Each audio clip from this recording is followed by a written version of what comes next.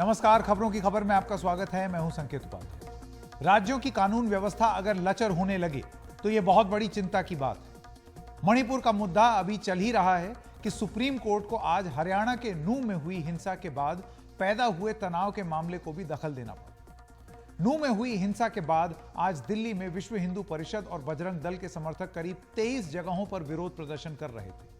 यह मुद्दा आज जब सुप्रीम कोर्ट के चीफ जस्टिस डीवाई चंद्रचूड़ की अगुवाई में 5 जज की संविधान बेंच के सामने लाया गया तो बेंच उस वक्त जम्मू कश्मीर से जुड़े अनुच्छेद 370 को हटाने को चुनौती देने वाली अहम याचिका पर सुनवाई कर रही थी। लेकिन चीफ जस्टिस ने बीच में इस मुद्दे के लिए समय निकाला और कागजात की जांच के बाद एक विशेष बेंच बनाई और जस्टिस संजीव खन्ना और जस्टिस एसवी भट्टी को मामले की सुनवाई के लिए कहा। अब आप सोचिए, एक तरफ मणिपुर पर भी सुप्रीम कोर्ट को इंटरवीन करना पड़ा, बीच में दखल देना पड़ा, और अब यहां हरियाणा में सुप्रीम कोर्ट की विशेष बेंच ने विरोध प्रदर्शनों पर तो रोक नहीं लगाई है, लेकिन कहा है कि सरकार सुनिश्चित करे कि कोई हेट स्पीच ना हो, कोई हिंसा ना हो, अतिरिक्त सुरक्षा बलों को तैनात किया जाए, संवेदनशील इलाकों में सीसीटीवी से निगाह रखी जाए, प्रदर्शनों की वीडियोग्राफी और फुटेज को सुरक्षित रखा जाए, हेट क्राइम को लेकर सुप्रीम कोर्ट के निर्देशों का पालन हो। सुप्रीम कोर्ट ने यूपी, हरियाणा और दिल्ली को भी नोटिस जारी किए। दिल्ली पुलिस ने हरियाणा के गुरुग्राम से लगी सीमाओं पर सुरक्षा सख्त की हुई है। दरअसल नूह की हिंसा का असर गुरुग्राम में भी दिखाई दिया। गुरुग्राम के सेक्टर 70 में मंगलवार रात कई दुकानों को और झुग्गियों को वहां पर कुछ लोगों ने आग लगाई। इससे चलते सोमवार रात को गुरुग्राम में अलग अलग जगहों पर एक मस्जिद में भी ये जो हादसा हुआ है ये सेक्टर 57 का है। कई जगह हिंसा हुई, लेकिन एक सेक्टर 57 में एक मस्जिद थी, वहां पर भी आग लगाई गई और हिंसा में मस्जिद के 19 साल के इमाम मौलाना हाफिज साद की मौत हो गई। पुलिस के मुताबिक बिहार के सीतामढ़ी से आए मौलाना साद 6 महीने पहले ही इस मस्जिद में आए थे। इस बीच गुरुग्राम पुलिस ने लोगों से अपील की है कि वो सोशल मीडिया पर चल रही अफवाहों पर यकीन न करें। गुरुग्राम में खुले में पेट्रोल और डीजल की बिक्री पर पाबंदी लगा दी गई। इस बीच नूह में सोमवार को हुई सांप्रदायिक हिंसा में 6 लोगों की मौत हो चुकी है। कई लोग जो हैं वो घायल भी। नूह में कर्फ्यू लागू है, इंटरनेट सेवाएं सस्पेंड हैं। कर्फ्यू में हालांकि आज दोपहर 3 से 5 बजे के बीच 2 घंटे के लिए रियायत दी गई, छूट दी गई, लेकिन आगे की छूट इस बात पर तय होगी कि हालात कैसे रहते हैं। इंटरनेट सेवा बहाली का फैसला भी कल तक की स्थिति का आकलन करने के बाद किया जाएगा। फिलहाल इस हफ्ते जिले के सभी शिक्षण संस्थान बंद रहेंगे। दुकानदारों को भी सामान का स्टॉक रखने के लिए कहा गया है और सामान को व्यवस्थित तरीके से बांटने के भी निर्देश दिए गए। हालात पर निगाह रखने के लिए 6 आईपीएस अधिकारियों की टीम जेल में तैनात है। कई गाड़ियां इस दौरान आगजनी का शिकार हो गई। जिले में भी बहुत सारे पुलिस वालों की डिप्लॉयमेंट बढ़ा दी गई। सीनियर अफसर आज भी यहां वहां पड़ी ऐसी कई जली हुई गाड़ियां आपको क्रेन से उठाकर ले जाती हुई दिखेंगी। पुलिस ऐसी जली हुई गाड़ियों को हटाने में जुटी रही। हमारे सहयोगी शरद शर्मा ने इस हालात का जायजा लिया। आइए पहले आपको वो ग्राउंड रिपोर्ट दिखा। देखिए, ये जो रोड है ये वो रोड है जो मंदिर से मुख्य शहर की तरफ जा रही है और इस पर जगह जगह अभी भी हिंसा के निशान देखे जा सकते हैं। देखिए, आगजनी हुई थी, ये सारे आगजनी के निशान हैं जो अभी भी इस सड़क पर मौजूद हैं और ये बता रहे हैं कि कितने बड़े पैमाने पर यहाँ पर हिंसा हुई थी। अब हम मुख्य शहर में प्रवेश कर रहे हैं और देखिए यहाँ पर घुसते के साथ ही हिंसा के निशान दिखने शुरू हो गए हैं और फिलहाल देखिए यहाँ पे पुलिस बल तैनात है। शहर में कर्फ्यू लगा हुआ है और कर्फ्यू लगे होने की वजह से कुछ लोग जो ज़रूरत के सामान के लिए निकलना चाहते हैं कि बस वही निकल पा रहे हैं। इसके अलावा बस जो पुलिस बल है वो सड़कों पर तैनात दिख रहा है या फिर मीडिया वाले जो हैं वो सड़कों पर घूमते हुए दिखाई दे जाएंगे। शहर में कर्फ्यू लगा हुआ है इसलिए सारी दुकान बंद हैं, लेकिन ये देखिए सड़कों पर आपको दिखाई देगा कि किस बड़े पैमाने पर ये देखिए यहाँ पर जलाया भी गया, तोड़ फोड़ भी हुई, टूटे हुए शीशे, और ये सब जो है ये बताते हैं कि कितने बड़े पैमाने पर यहाँ सोमवार को हिंसा हुई है।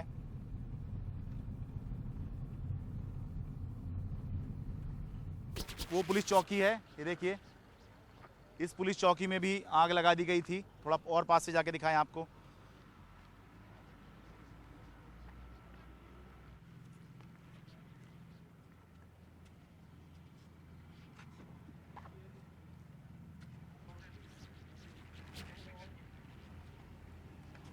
तो कुल मिलाकर सोमवार की हिंसा के बाद नूंह में कर्फ्यू लगा हुआ है। हालात सामान्य तो नहीं कहे जा सकते, लेकिन क्योंकि कर्फ्यू लगा हुआ है और उसके बाद से कम नूंह में कोई ऐसी खबर नहीं आई, ऐसी घटना नहीं हुई जो अप्रिय हो। तो फिलहाल ये कह सकता है कि शांति, क्योंकि अभी कर्फ्यू लगा हुआ है, इसलिए बनी हुई है।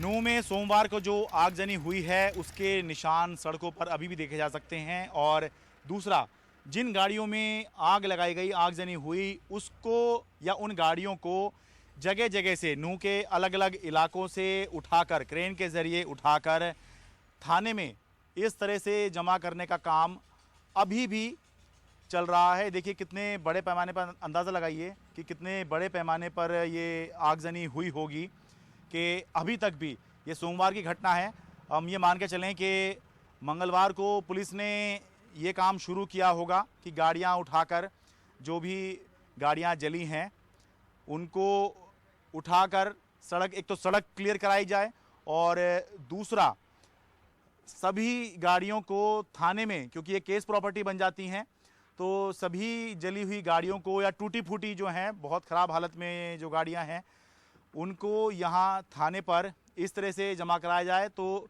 संख्या तो अभी नहीं बताई गई है पुलिस की तरफ से, लेकिन ये तस्वीरें ही बता रही हैं कि कितनी बड़ी संख्या में आगजनी हुई है। हरियाणा के मुख्यमंत्री मनोहर लाल खट्टर ने हालात की जानकारी देते हुए केंद्र से और सुरक्षा बलों की मांग की है और कहा है कि इंडियन रिजर्व बटालियन की एक बटालियन नूंह में तैनात की गई। केंद्रीय सुरक्षा बलों की 21 कंपनियां पहले ही हरियाणा में तैनात हैं, जिनमें 14 कंपनियां नूंह में हैं, 3 पलवल में, 2 गुरुग्राम में और 1 कंपनी फरीदाबाद में भी तैनात की गई।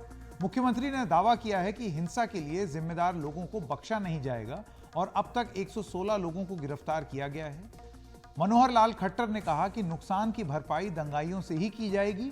उन्होंने ये भी कहा कि उन्हें इस हिंसा के पीछे किसी बड़ी साजिश का शक है। हमने एक एक्ट बना लिया है और उस एक्ट में ये पारित किया गया है कि कोई भी जो लॉस है, चाहे वो पब्लिक प्रॉपर्टी का होगा, चाहे किसी की प्राइवेट प्रॉपर्टी का होगा, ये ठीक है कि पब्लिक प्रॉपर्टी का तो सरकार ही सू करेगी, लेकिन प्राइवेट प्रॉपर्टी का उसको अपने आप सू करना पड़ता है। तो जिन्होंने नुकसान किया है वो इस बात के लायबल हैं कि उनसे वो भरपाई कराई जाए। तो हम उसका पूरा अपना जो सरकारी प्रॉपर्टी है उसका हम करेंगे, प्राइवेट प्रॉपर्टी वालों को भी उनको कहेंगे कि इसकी लायबिलिटी जिनके ऊपर है उनसे वसूल किया जाए। 14 पैरामिलिट्री फोर्सेस यहाँ स्टेशन हैं आज की डेट में। 12 कंपनियाँ डिप्लॉयड हैं, 2 कंपनियाँ रिजर्व में हैं। साथ ही साथ हमारे हरियाणा पुलिस की भी ऑलमोस्ट 20 कंपनियाँ यहाँ डिप्लॉयड हैं। हमारे पुलिस, जो हमारा पुलिस विभाग है, उसमें डिस्ट्रिक्ट एसपी के अलावा जो है हमारे 6 और आईपीएस ऑफिसर्स हैं who have been deputed on here on various duties. साथ ही साथ जो है मुख्य सचिव कार्यालय द्वारा और डीजीपी कार्यालय द्वारा जो है इसकी समय समय पे समीक्षा की जा रही है। चलिए अब आ जाते हैं पॉइंट पर। नूंह न जलता अगर, ऐसे फेल ना होती खट्टर सरकार। यह हमने क्यों लिखा हुआ है? क्योंकि नूंह वाकई न जलता अगर इन सब पैमानों पर खट्टर सरकार विफल ना होती, फेल ना होती। वो क्या पैमाने हैं, वो क्या सवाल हैं, आइए वो सवाल एक एक करके आपके सामने रखते हैं। पहला सवाल, जिस दिन, और इसको जरा फुल फ्रेम आप लोगों को दिखाते हैं ताकि आप लोग भी देख लें कि ऐसे फेल हुई खट्टर सरकार और नूंह ना जलता अगर ये सारी चीजें ध्यान रखी जाती। नंबर 1, जिस दिन हिंसा हुई उस दिन नूह जिले के एसपी छुट्टी पर थे और पलवल के एसपी को अतिरिक्त प्रभार दिया गया था। क्या पलवल के एसपी पहले से नूह में मौजूद थे या वो हिंसा के बाद वहां पहुंचे, यह अभी भी साफ नहीं है। सबसे पहले तो ऐसे वक्त में छुट्टी कोई बहुत बड़ी मजबूरी रही होगी, छुट्टी लेना हर किसी का हक है, लेकिन ऐसे में जब आप जानते हैं कि स्थिति अनुकूल नहीं है, ऐसे में डिप्लॉयमेंट ये कब हुआ था? दूसरा सवाल, जब मोनू मानेसर का एक वीडियो पहले से ही सोशल मीडिया पर चल रहा था जिसमें वो कह रहा था कि वो नूह आएगा तो यात्रा के रास्ते में पुलिस की पहले से पर्याप्त तैनाती क्यों नहीं की गई? यह एक बहुत बड़ा सवाल है कि मोनू मानेसर के वीडियो के मद्देनजर पहले से ही पुलिस की पर्याप्त तैनाती क्यों नहीं थी?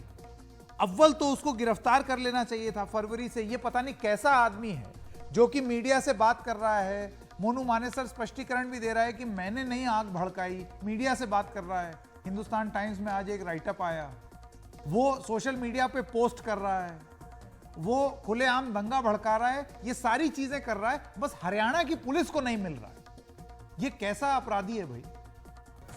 और जब वो खुलेआम धमकी उसने दी, उसके बावजूद पुलिस ने पर्याप्त तैनाती क्यों नहीं की होती तो नूह न जलता। तीसरा सवाल, क्या प्रशासन को पहले से सोमवार के तनाव का अंदाजा नहीं हो पाया था? यह साफ हो गया है कि यह ऑर्गेनाइज्ड तरीके से, बहुत ही संगठित तरीके से यह हिंसा को अंजाम दिया गया। नूह में लोग हथियार लेकर के आए थे, पत्थर थे, असलहे थे और शोभा यात्रा पर पत्थरबाजी हुई। क्या कोई खुफिया विभाग इसकी जानकारी नहीं कर पाया? और अगर नहीं कर पाया है, जो कि ऑब्वियस है, तो यह सबसे बड़ी नाकामी है उनकी कि वो इस पर काम ही नहीं कर पाए। तो अगर यह किया होता तो नूह ना जलता। ऐसे फेल हुई खट्टर सरकार। अगला सवाल, वैसे भी हरियाणा के नूह में तैनाती, और यह हमको जानकारी मिली है बहुत सारे अफसरों से बात करके और लोगों से, स्थानीय लोगों से बात करके, हरियाणा के नूह में तैनाती को लेकर आईएएस और आईपीएस अधिकारियों के बीच यह धारणा है कि उन्हें मेवात की जिम्मेदारी देकर मुख्य धारा से किनारे कर दिया जाता है। यह पनिशमेंट पोस्टिंग मानी जाती है। क्या है कि यह गुरुग्राम तो है नहीं।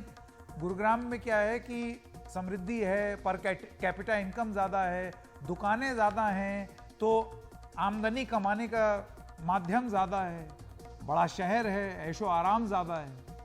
यहाँ पर कहाँ कोई आएगा? पिछड़ा मेवात, गरीब मेवात, पर कैपिटा इनकम में गरीब मेवात, कमाई का कोई जरिया नहीं। ऐसे में यह भी माना जाता है कि यहाँ बहुत सारे अफसर फ्राइडे होते ही गुड़गांव चले जाते हैं, बगल में ही तो है, आधे घंटे में खट से चले गए। कौन रहेगा मेवात में? कौन रहेगा नूह में? तो ऐसे में क्या यह गंभीरता नहीं दिखाता, गंभीरता की कमी नहीं दिखाता है प्रशासन की? और अगर यह ना हुआ होता तो ना जलता मेवात।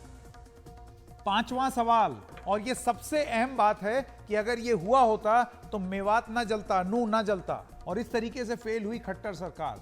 खुद हरियाणा के उप मुख्यमंत्री दुष्यंत चौटाला ने बयान दिया है कि उनके प्रशासन को अंदाजा ही नहीं था कि शोभा यात्रा में इतनी भीड़ जुटेगी।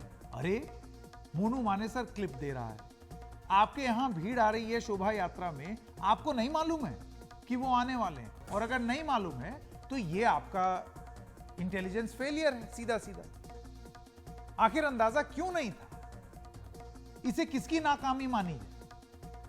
उप मुख्यमंत्री कहते हैं कि जो अधिकारी इंचार्ज है वो हालात को संभाल नहीं पाए। लेकिन दुष्यंत चौटाला जी ये जवाब दे दें कि क्या इतनी बड़ी हिंसा के लिए एक आधा किसी अधिकारी को दोषी ठहराना क्या ठीक होगा? क्या ये अकेले उसी की जिम्मेदारी थी? पूरे प्रशासन की विफलता नहीं थी? सुनते हैं दुष्यंत चौटाला ने क्या।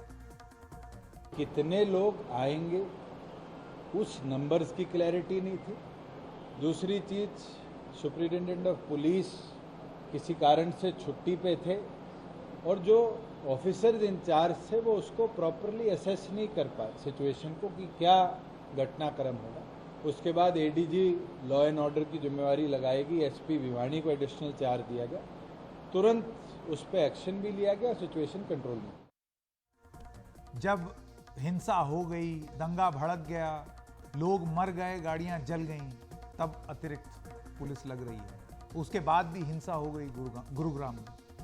ऐसे में ये नाकामियां हैं जिसके सवाल खट्टर सरकार से पूछते बनते हैं, क्योंकि लॉ एंड ऑर्डर राज्य सरकार की जिम्मेदारी होती है, यानी कि मनोहर लाल खट्टर प्रशासन की पूरी तरीके से जिम्मेदारी है, उससे भाग नहीं सकते। जब भी किसी जिले का एसपी छुट्टी पर हो तो क्या व्यवस्था होनी चाहिए, जैसे कि यहां पर था।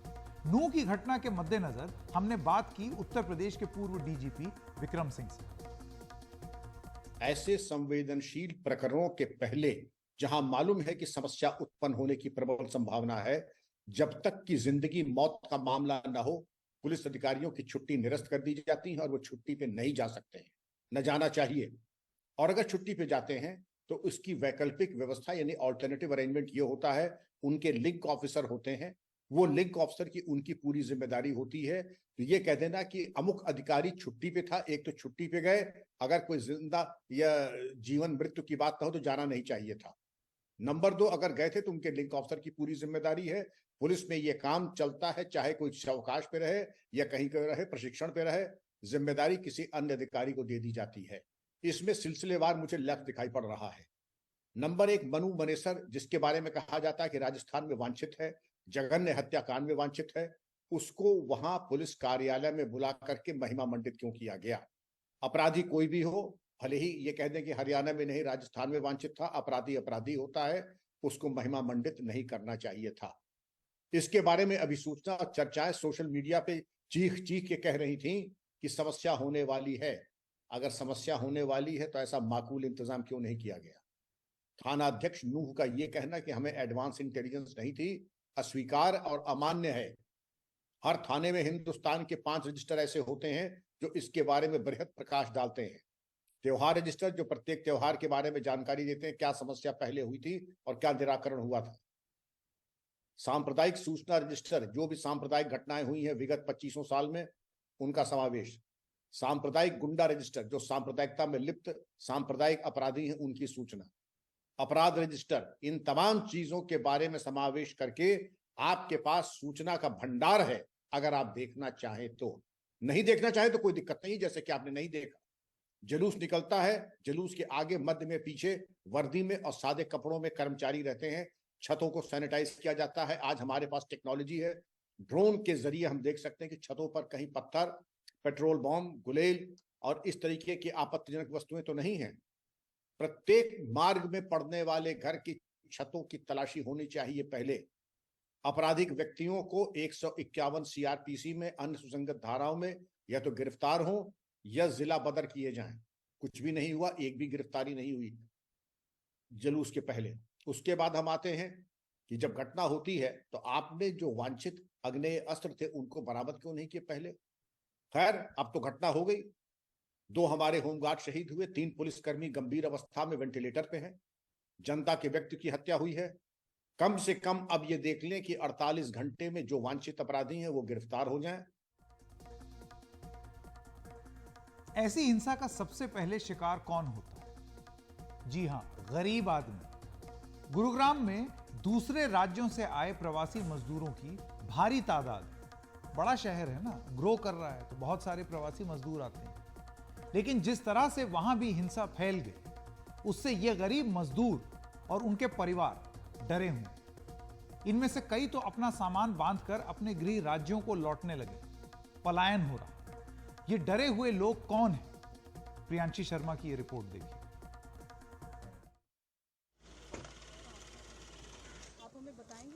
रोजी रोटी पर भारी पड़ा जीवन।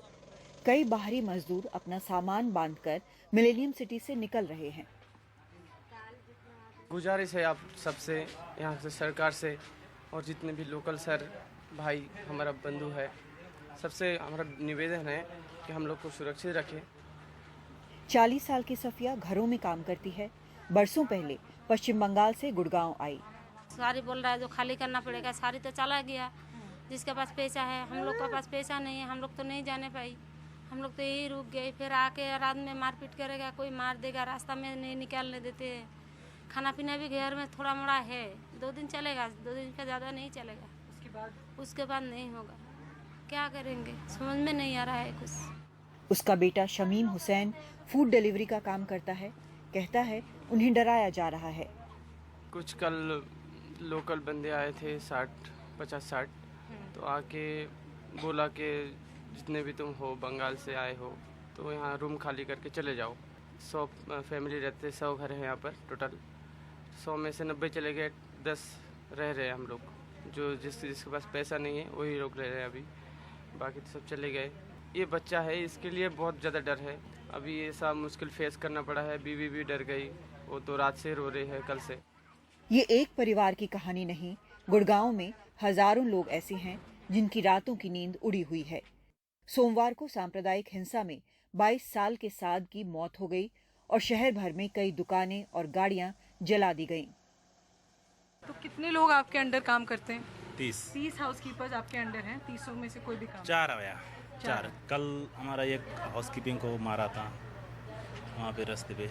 वो गाड़ी लेके जा रहा था, उससे नाम पूछा, नाम पूछ के नाम बताया, आगे एक बात भी नहीं बोला, सीधा मार चालू हो गया। बीवी है मेरे बच्चे, तो बोल रहा हूँ 4 दिन में जन्म नहीं देते हुआ, 4 दिन में नहीं हुआ जन्म देते हुए। 4 दिन पहले आपका बच्चा हुआ? 4 दिन पहले बच्चा, मतलब 29 तारीख 12:26 मेरा बेटा पैदा हुआ है। ठीक है, तो उसको लेकर मैं कहाँ जाऊँगा? मैं अभी कच्चा है, वो जाऊँगा लेके कहाँ में? हम तो गरीब है, हमें तो इधर रहना ही है। तो अब ये चले जाएंगे और बाकी हमें भुगतना पड़ेगा। मैं गरीब हूँ, मैं मर जाऊँगा, इधर ही रहूँगा। मेरा देश है ये, मैं कहीं नहीं जाने वाला छोड़ के। हम लोग बंगाल से आए हुए, कमाने खाने के लिए आए हैं। हमारा किसी के साथ लड़ाई झगड़ा नहीं है, किसी के साथ हम मारपीट करने नहीं है। यहाँ हमारा कोई नहीं है। अगर हमको डर सा लगा रहता है, अगर कोई रात में आके हमको पीट देगा तो हम कहाँ जाएंगे? डर से ही जा रहा हूँ, लेकिन हमारा कुछ होगा तो कोई मानता नहीं, लेकिन हमारा बच्चे को कुछ हो गया तो मैं यही डर से जा रहा हूँ। जब हम ये रिकॉर्डिंग कर रहे थे तभी 2 बदमाश बाइक पर आए और लोगों को भगाने लगे। परिवार दहशत के माहौल में रह रहे हैं और गुड़गांव प्रशासन कह रहा है कि हालात सामान्य हैं। सोमवार को रैपिड एक्शन फोर्स ने शहर में फ्लैग मार्च भी किया। पिछले 20 घंटे से कोई हिंसा की वारदात नहीं हुई है। प्रवासी मजदूरों से घर खाली करवाने की हमें कुछ खबरें मिली हैं। मैं उन्हें सुरक्षा का आश्वासन देना चाहता हूं। संवेदनशील इलाकों और दोनों समुदायों के धार्मिक स्थलों पर रात भर सुरक्षा बल तैनात रहेंगे। मंगलवार की तोड़फोड़ के लिए 8 लोगों को गिरफ्तार किया गया है और 15 एफआईआर दर्ज की गई हैं। नूह की हिंसा के यहां पसरने के 3 दिन बाद गगनचुंबी इमारतों से ढके रहने वाले गुड़गांव के आसमान में राख थी। शहर हालात सामान्य होने की राह देख रहा है। कई स्कूल बचे हुए हफ्ते के लिए बंद कर दिए गए हैं। कई एमएनसीज के कर्मचारियों को कहा गया है कि वो वर्क फ्रॉम होम करें। तो जैसा कि आपने सुना कि यहाँ पर लोग एक कांस्टेंट डर में रह रहे हैं। पिछले 2 रातों से वो सो नहीं पाए हैं और वो ये भी कहते हैं कि अगर ऐसे ही चलता रहा तो अगले 2-3 दिन में वो खाना भी नहीं खा पाएंगे। और ये उनकी अपील है पीस के लिए कि शांति बनाई जाए, क्योंकि इन लोगों का किसी भी हिंसा में कोई भी रोल नहीं है। इनको बस काम करना है, अपना खाना खाना है। उसी के लिए ये बंगाल से यहाँ आए हैं और यही इनकी अपील है शांति के लिए। हरियाणा के गुरुग्राम में कैमरा पर्सन मनोज ठाकुर के साथ प्रियांशी शर्मा, एनडीटीवी इंडिया के लिए। और अब बात करते हैं 31 जुलाई को हुए मुंबई जयपुर एक्सप्रेस गोलीकांड की, जिसमें आरपीएफ के एक कांस्टेबल चेतन सिंह ने अपने एक assistant sub inspector Tikaram Meena समेत 4 लोगों की हत्या कर दी। इस घटना के तुरंत बाद पहली बात यह सामने आई है कि आरोपी चेतन सिंह का मानसिक संतुलन ठीक नहीं था। रेलवे के वरिष्ठ अधिकारियों ने ऐसी ही बातें कही, लेकिन फिर सवाल उठ रहा है कि चेतन सिंह ने जिन लोगों को मारा उनमें उनके वरिष्ठ अधिकारी को छोड़ दिया जाए तो बाकी 3 एक ही समुदाय विशेष के लोग क्यों थे?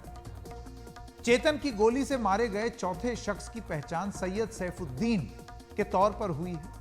आरोप लग रहा है कि चेतन ने पहले सैफुद्दीन की पहचान सुनिश्चित की और फिर उन्हें गोली मारी। 43 साल के सैफुद्दीन हैदराबाद की एक मोबाइल दुकान में काम करते थे। अपने दुकान मालिक के साथ जयपुर से मुंबई आ रहे थे। अब आरपीएफ कांस्टेबल चेतन सिंह की गोली का शिकार हुए।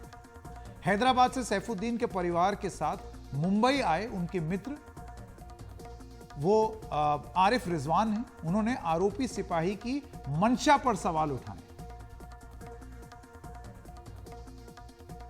इनकी शॉप के ओनर के जो बेटे हैं, उन्होंने यहाँ पर आने के बाद ये बताया कि ये वहाँ पर जाकर आदमी को उठाकर इनके चेहरे को देखकर इनका नाम पूछकर इनको दूसरे कंपार्टमेंट में ले जाकर उनको शूट किया। जैसे कि आपने सुना अभी थोड़ी देर पहले, तो क्या जिस आरोपी कांस्टेबल को मानसिक तौर पर बीमार बताया जा रहा है, उसने चुन चुन कर एक समुदाय विशेष के लोगों को जानबूझकर निशाना बनाया?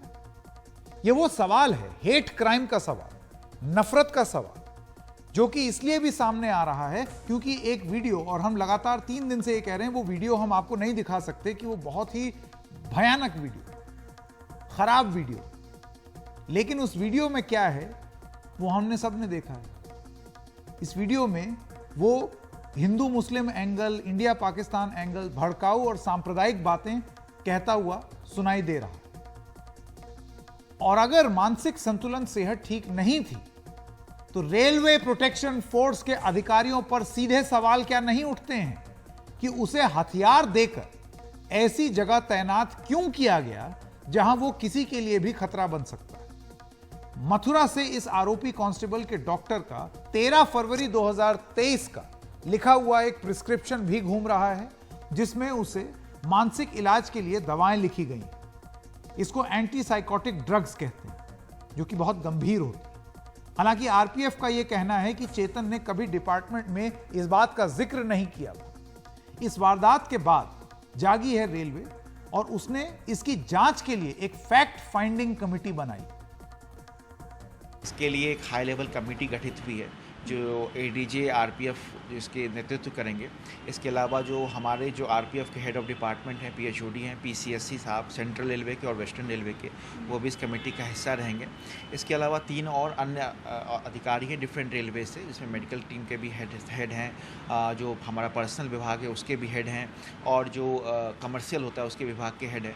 तो टोटल ये कमेटी एक बनाई गई है, गठित की गई है, जो कि इस मामले की भी फैक्ट फाइंडिंग करेगा और इस तरह की घटना की पुनरावृत्ति ना हो। वैसे मानसिक सेहत की भी अगर बात करें तो भारत में इसे अभी तक गंभीरता से नहीं लिया जा रहा।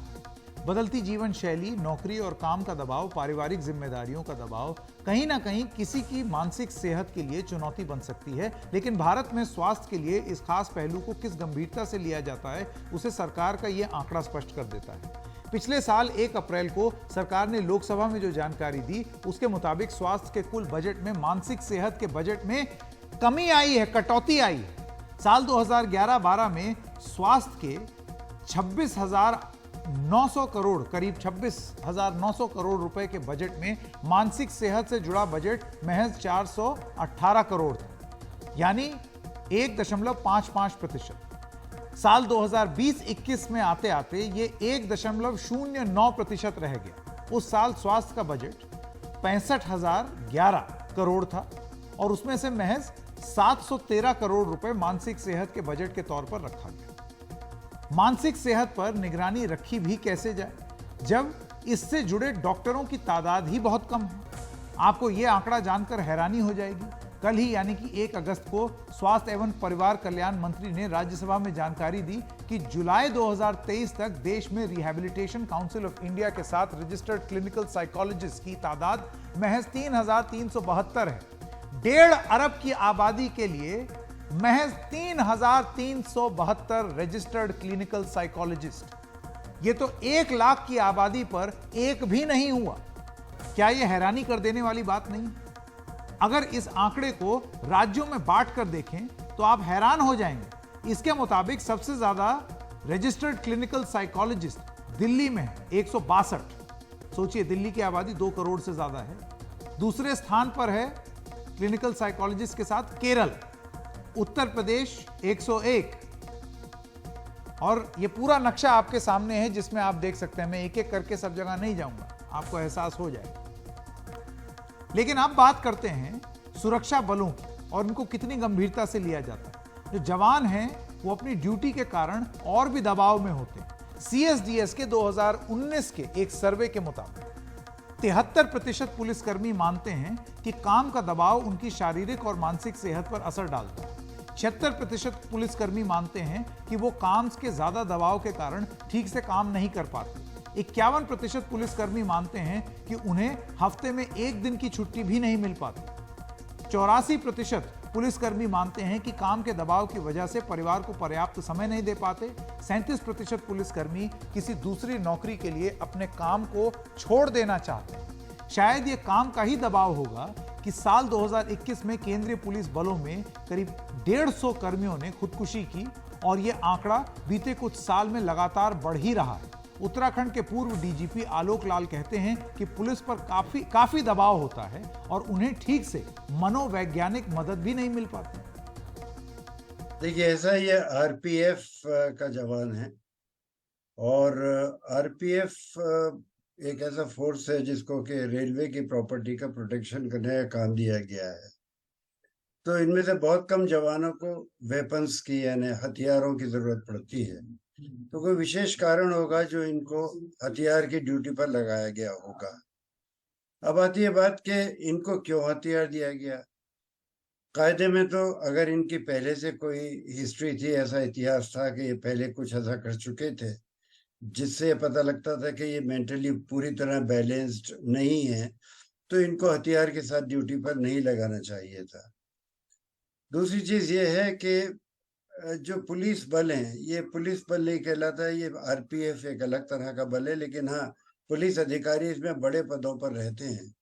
तो पुलिस बल जितने भी भारत के हैं उनमें एक समस्या जरूर है कि जो मेंटली डिस्टर्ब हो जाते हैं लोग, उनकी संख्या काफी होती है और हर साल कुछ ना कुछ ऐसी घटनाएं होती रहती हैं।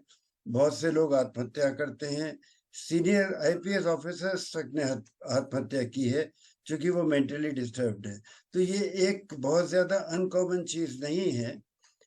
लेकिन हमारे यहाँ जो समस्या है इससे रिलेटेड वो ये है कि पुलिस के कर्मचारियों का, अधिकारियों का लगातार जो परीक्षण होना चाहिए, मनोवैज्ञानिक परीक्षण के लिए कोई व्यवस्था होनी चाहिए जिससे ये देखते रहें कि वो किस तरह की ड्यूटी के लिए फिट हैं। ये नहीं हो पाता है। तो हो सकता है कि इस प्रकार का मनोवैज्ञानिक परीक्षण इस कांस्टेबल का भी ना हुआ हो और इसको ऐसी ड्यूटी पर लगा दिया गया जहां पर यह हथियार लेकर चल रहा था।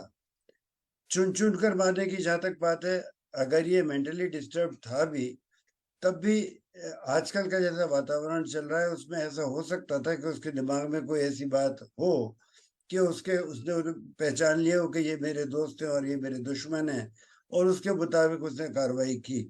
मैं ये कहना चाहूंगा कि ये इसका पलट भी हो सकता था। इस पे निर्भर करता है कि मानसिक रूप से पूरी तरह स्वस्थ यदि कोई व्यक्ति नहीं है तो वो किस तरह से इस मामले को लेता है, आसपास की बातें सुनता है। आजकल मीडिया में भी यही बातें हैं, हर डिस्कशन में यही बातें चलती रहती हैं। जो हमारी समस्याएं हैं इस देश में, उसमें एक बहुत बड़ी समस्या सांप्रदायिक समस्या भी है। तो मुझे लगता है उसका असर इसके दिमाग पर भी होगा। लेकिन कुछ सवाल भारतीय रेल से बिल्कुल बनेंगे। सबसे पहली बात, सूत्रों ने एनडीटीवी को यह जानकारी दी है कि इसमें कोई कम्युनल एंगल, हिंदू मुस्लिम वाला एंगल नहीं था, क्योंकि उसने टीकाराम मीणा को भी तो मारा है जो कि एक हिंदू। अभी जांच शुरू ही हुई है, जैसे कि आपने रेल अधिकारी से सुना, और सूत्रों के हवाले से यह जानकारी आ रही है कि इसमें हेट एंगल है ही नहीं, नफरती एंगल है ही नहीं। इतनी जल्दी कैसे इस नतीजे पर पहुंच गई रेल? दूसरी चीज, अगर मानसिक संतुलन बिगड़ा हुआ था तो हाथ में बंदूक क्यों दी? और अब जानकारी ये आ रही है कि रेलवे को पता ही नहीं था कि उसकी मानसिक स्थिति बिगड़ी हुई थी। मानसिक स्थिति वाला एंगल भी रूल आउट कर दिया, नफरत वाला एंगल भी रूल आउट कर दिया। ऐसे कैसे जांच हो रही? तो भी कोई तो वजह होगी ना, उसने क्यों मारा? ये सवाल भारतीय रेल से पूछे जाएंगे। आइए रुक करते हैं अगली खबर का। जब बाढ़ ही खेत खाने लगे तो खेत कैसे बचे? आज इसी मुद्दे पर हम बात करेंगे जिम कॉर्बेट टाइगर रिजर्व की, जो बाघों के लिए दुनिया भर में मशहूर है और वन्य जीवन को करीब से देखने की इच्छा रखने वाले सैलानियों के बीच एक पसंदीदा जगह। पिछले ही साल ये करीब 3,65,000 सैलानी यहां पर आए थे, उनका घर बना। 1318 वर्ग किलोमीटर में फैला ये टाइगर रिजर्व प्रशासन के लिए लिहाज से कई हिस्सों में बटा हुआ है। ये इलाका जितना खूबसूरत है उतना ही इस इलाके के नाम पर भ्रष्टाचार भी पनपता रहा है, और इस भ्रष्टाचार में नीचे संतरी से लेकर ऊपर मंत्री तक सबकी मिलीभगत सामने आती रही है समय समय पर। उत्तराखंड सरकार की सिफारिश पर तैयार एक जांच रिपोर्ट इसका ताजा उदाहरण है। इसको हम कह रहे हैं जिम कॉर्बेट घोटाला, यानी कि जिम कॉर्बेट स्कैम। राज्य के प्रिंसिपल अकाउंटेंट जनरल ने अपनी ऑडिट रिपोर्ट में पाया है कि कॉर्बेट के कई प्रोजेक्ट्स में करीब 78 करोड़ रुपए की गड़बड़ियां पाई गई हैं। इनमें से 17 करोड़ रुपए का भुगतान Corbett tiger reserve, Kalagarh tiger reserve और लैंसडाउन फॉरेस्ट डिवीजन के लिए किया गया था। 30 पेज की इस रिपोर्ट में कॉर्बेट टाइगर रिजर्व के पाखरो ब्लॉक में प्रस्तावित टाइगर सफारी में हुए घपलों की जांच की। आपको शुरू में ही बता दें कि जिस दौर में यह जांच हुई उस दौरान उत्तराखंड के वन मंत्री हरक सिंह रावत थे और जांच के नतीजे उनकी और उनके साथ जो अफसर थे उनकी भूमिका पर गंभीर सवाल खड़े कर रहे हैं। हरक सिंह रावत उस समय त्रिवेंद्र सिंह रावत सरकार में मंत्री थे। भारतीय जनता पार्टी शासित सरकार ही थी उस समय। रिपोर्ट के मुताबिक अधिकारियों ने प्रस्तावित टाइगर सफारी और लैंसडाउन फॉरेस्ट डिवीजन में बिना विधिवत मंजूरी जरूरी प्रशासनिक और वित्तीय मंजूरियों के काम शुरू कर दिए। रिपोर्ट के मुताबिक पाखरो टाइगर सफारी के लिए राज्य सरकार को मार्च 2021 तक सेंट्रल जू अथॉरिटी की आखिरी मंजूरी नहीं मिली थी। इसके बावजूद सरकार ने इस प्रोजेक्ट के एक हिस्से टाइगर बाड़ा नंबर 1 पर काम की हरी झंडी दे दी। अप्रूवल नहीं मिला है, काम चालू। लेकिन सरकार की मंजूरी से पहले ही डीएफओ कालागढ़ टाइगर रिजर्व और डायरेक्टर कॉर्बेट टाइगर रिजर्व ने टाइगर सफारी के लिए कई हिस्सों पर काम पूरा भी कर दिया, जबकि मंजूरी ही 10 सितंबर 2021 को मिली, यानी मंजूरी के 9 महीने पहले ही काम शुरू हो गया। आखिर ऐसी क्या जल्दी थी? यही नहीं, इसमें भी 4 महीने पहले दिसंबर 2020 में इस सफारी के तहत कई पेड़ काट दिए गए, जरूरत या मंजूरी से कहीं ज्यादा थे।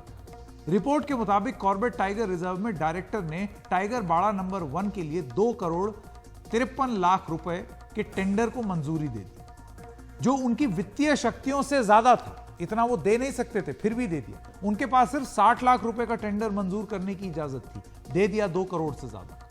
यही नहीं, कॉन्ट्रैक्टर के साथ कोई समझौता नहीं किया गया। कॉन्ट्रैक्टर से सिक्योरिटी डिपॉजिट लिए बिना ही वर्क ऑर्डर जारी कर दिया गया। इतना ही नहीं, कॉन्ट्रैक्टर को जो पैसा चुकाया गया वो टेंडर के करीब 80 लाख रुपए, उससे ज्यादा था। कॉन्ट्रैक्टर को 3 करोड़ 33 लाख रुपए चुकाए गए, यानी कॉन्ट्रैक्टर को जबरदस्त फायदा पहुंचाया गया। यह ध्यान देने की बात है कि इस पूरे काम को अभी ऊपर से विधिवत कोई मंजूरी नहीं मिली थी और यहां कॉन्ट्रैक्टर्स को काम दिया जाना शुरू हो गया। मंजूरी हासिल करने का काम दूसरी तरफ अभी चल ही रहा था, लेकिन नीचे काम भी पूरा हो गया। साफ है कि इस पूरे मामले में कहीं ऊपर तक पूरी मिलीभगत तो नहीं थी। यह खुद सरकार की अपनी रिपोर्ट बता रही। रिपोर्ट के मुताबिक राज्य सरकार में नियमों के मुताबिक 10 लाख से ऊपर का काम सरकारी संस्थान से करवाए जाने चाहिए थे। पाखरो टाइगर सफारी के अधिकतर काम इसमें भी कहीं ज्यादा लागत के थे इस अमाउंट से, तो वो काम किसी सरकारी निर्माण संस्था या राज्य पीडब्ल्यूडी को ना देकर के निजी ठेकेदारों को दे दिया गया, जिससे किकबैक्स की एक बात सामने आने लगी। इसके अलावा कालागढ़ टाइगर रिजर्व के डीएफओ ने 15,40,000 रुपए की लागत से 2 जनरेटर भी खरीदे। अब ये मजेदार किस्सा है, जरा देखिए, ये रिपोर्ट बताती है। इनमें से एक जनरेटर तब के वन मंत्री हरक सिंह रावत के बेटे के निजी institute Doon institute of medical science में लगा दिया गया।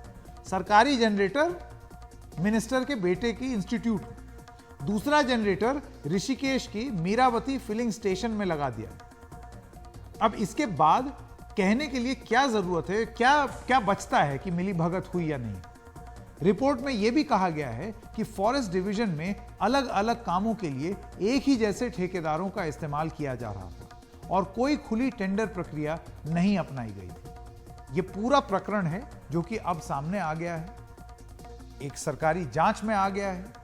हरक सिंह रावत उस समय की जो बीजेपी सरकार थी उसमें मंत्री थे, लेकिन उसके बाद अभी वो छोड़ करके बीजेपी छोड़ करके कांग्रेस में गए, बागी माने गए। वो कांग्रेस से भी हार गए, तो अभी वो एक अजीब सी स्थिति में आधिकारिक रूप से कांग्रेस में। अब इस पूरे मामले में याचिकाकर्ता हैं एडवोकेट गौरव बंसल, जो दिल्ली हाईकोर्ट गए और बताया कि बाघ संरक्षण के नाम पर क्या घोटाला हो रहा है। आइए सुनते हैं उनका बयान। हमने इसको 2021 में दिल्ली हाई कोर्ट में एक पिटीशन डाला था, जिसमें हमने कहा था कि कॉर्बेट के अंदर टाइगर कंजर्वेशन के नाम पे और टाइगर सफारी के नाम पे बहुत बड़ी धांधली की जा रही है, और इस धांधली में कई नेता और कई फॉरेस्ट ऑफिसर्स शामिल हैं। उसके बाद जो दिल्ली हाई कोर्ट है, उन्होंने NTCA को डायरेक्ट करा था कि वहां पे जाके इंस्पेक्शन करे। जो बातें हमने यहाँ पर कहीं पिटीशन में वो सत्य पाई गई, और माना गया NTCA की रिपोर्ट में कि वहां पर कॉर्बेट में टाइगर कंजर्वेशन के नाम पे और टाइगर सफारी के नाम पे सारे वन्य जो कानून है, वन्य जीव कानून है, wild life protection act, Indian forest act etcetera, उनकी धज्जियां उड़ी हैं। इसके बाद हमने सुप्रीम कोर्ट में भी कभी याचिका लगा रखी है, कंटेम्प्ट पिटीशन भी फाइल है इसी सिलसिले में, और जिसकी अब जो सुनवाई है वो आगे आने वाले अगले हफ्ते में होगी। मेरी आपके माध्यम से, आपके टेलीविजन के माध्यम से दरखास्त है माननीय जो हमारे CM साहब हैं उनसे उत्तराखंड के, कि क्योंकि यहाँ पर PM का नाम लेके, प्रधानमंत्री मोदी जी का नाम लेके भी ये काम हुआ है, और जबकि जब पूछा गया था ऑडिट की रिपोर्ट में भी ये आया है कि क्या इसका PMO ऑफिस से कोई रिलेशन है, कि क्या कभी इस तरीके का जो पूरा का पूरा एक षड्यंत्र रचा गया ये कह के कि ये PM का प्रोजेक्ट है, तो क्या ऐसा कोई डॉक्यूमेंट है? तो ऑडिट की रिपोर्ट में भी क्लियर आया है कि PM से रिलेटेड कोई जानकारी नहीं है, और जबकि जो कागज है वो ये दर्शाते हैं कि उत्तराखंड ऑफिसर्स ने जो कागज तैयार करे हैं जिसमें वित्तीय चीजें शामिल है, उसमें लिखा हुआ है कि ये PMO का प्रोजेक्ट है, जबकि PMO खुद मना कर रहा है। तो ऐसी स्थिति में देखा जाए तो प्रधानमंत्री का नाम लेके, देश के प्रधानमंत्री जी का नाम लेके कोई अगर इलीगैलिटी हो रही है, और इतने बड़े पैमाने पे पैसों का रिलेशन है, यहाँ पर पैसों का एक तरीके से बहुत तगड़ा झोलझाल है, कई करोड़ रुपया प्रधानमंत्री मोदी जी के नाम पर जिसका मिसयूज हुआ हो, तो ऐसे में मेरी दरखास्त है आपके माध्यम से चीफ मिनिस्टर उत्तराखंड से कि वो इस चीज को सीरियसली लेते हुए ED एनफोर्समेंट डायरेक्टरेट को या फिर CBI को इस पूरी इन्वेस्टिगेशन सौंपे, क्योंकि इसमें जो लोग शामिल हैं वो बहुत ही बड़े लोग हैं, आम पुलिस के बस की नहीं है, जो खुद राज्य के अंदर है कि वो जाके इन ऐसे लोगों के गरिबान में हाथ डाल सके। और फिल्मों के जाने माने आर्ट डायरेक्टर नितिन देसाई का निधन हो गया है। नितिन देसाई महाराष्ट्र के रायगढ़ से अपने आर्ट स्टूडियो में मृत मिले। पुलिस को शक है कि उन्होंने खुदकुशी की है, लेकिन लगान, देवदास, जोधा अकबर, हम दिल दे चुके सनम और बाजीराव मस्तानी जैसी बड़ी फिल्मों के भव्य सेट इन्हीं नितिन देसाई ने तैयार किए थे। उन्हें 4 बार बेस्ट आर्ट डायरेक्टर के लिए राष्ट्रीय पुरस्कार भी मिला था। उनकी कंपनी एंडीज आर्ट वर्ल्ड ऐतिहासिक इमारतों के संरक्षण के काम से भी जुड़ी थी। जानकारी के मुताबिक उनकी कंपनी पर करीब 250 करोड़ रुपए का लोन था, जिसको वो चुकाने में नाकाम रहे। पिछले ही हफ्ते एक बैंक्रप्सी कोर्ट ने उनकी कंपनी के खिलाफ दिवालिया होने से जुड़ी याचिका स्वीकार की थी। लेकिन बस एक ही बात कहना चाहते हैं कि उनकी कला का कर्जदार रहेगा ये देश। खबरों की खबर में बस इतना ही। नमस्कार।